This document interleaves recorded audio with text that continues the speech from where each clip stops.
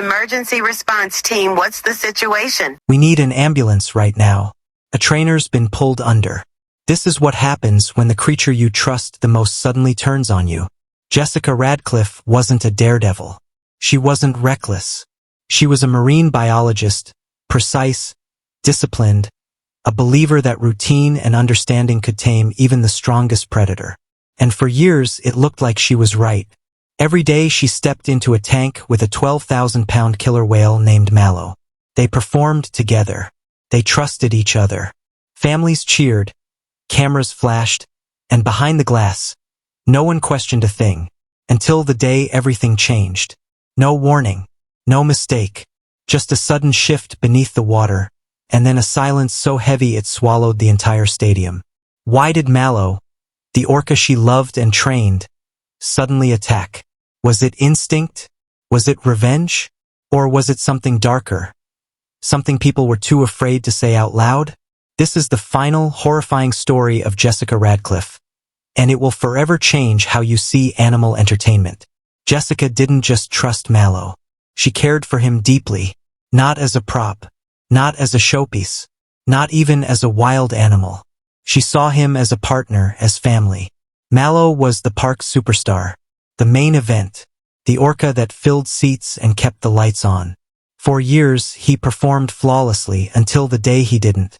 And in front of a packed audience of children, parents, and cameras, that trust shattered in seconds. Cheers turned into screams. The water turned red, and a young woman's life was gone. But this story isn't only about her death. It's about every warning ignored, every report dismissed, and the truth buried beneath the surface. Jessica grew up near Santa Cruz, California, the Pacific Ocean practically raising her. Her father, a well-respected marine biologist, taught her the rhythms of the sea, boat rides, tide charts, dolphin pods dancing in the surf. The ocean was her first language. At a young age, she watched an orca show for the first time, and in that moment, her life shifted. She didn't want to just watch them. She wanted to work with them, understand them, live alongside them. She studied marine biology in college and eventually landed an internship at Ocean Haven Marine Park near Monterey. She started at the bottom, cutting fish, cleaning tanks, tracking feedings. But it was obvious she had something rare. The animals gravitated toward her, especially one, Malow, 22 feet long, 12,000 pounds, a colossal dorsal fin like a black sail cutting through the water. He'd been captured young and trained for years. He knew every cue, every trick. But he was also unpredictable, moody, volatile, and at times openly aggressive. Except with Jessica. She understood him better than anyone. His mood shifts, his posture, his smallest signals. While others struggled, she brought peace to him. Within a year, she became the lead orca trainer at just 21 years old. She called him my big boy. She believed in their bond. She believed love and routine had tamed him.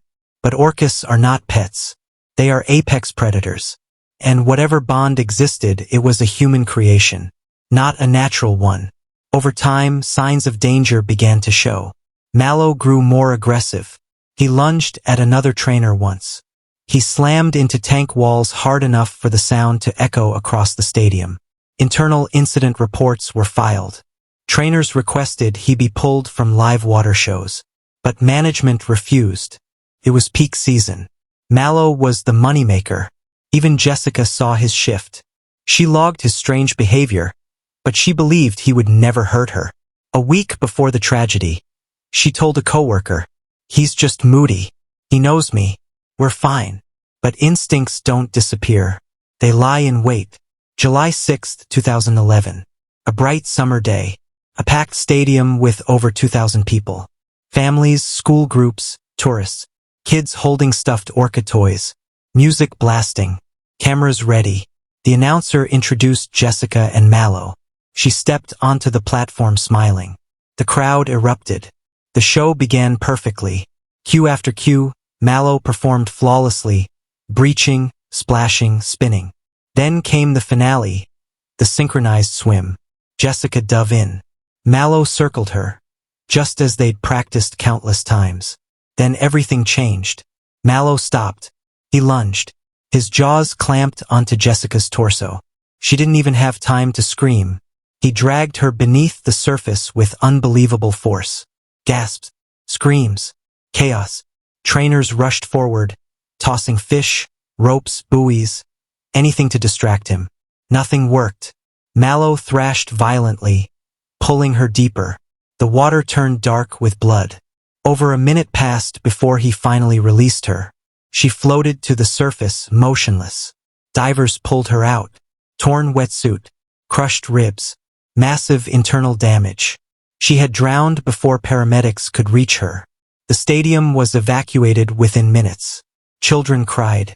Parents panicked. Others stood frozen in shock. The park issued a sterile statement. A tragic accident. But those who worked there knew better. The warnings were there. They were ignored. Jessica's family held a private memorial along the coast where she grew up. They scattered her ashes into the same ocean that had shaped her life. Her death sparked a nationwide uproar.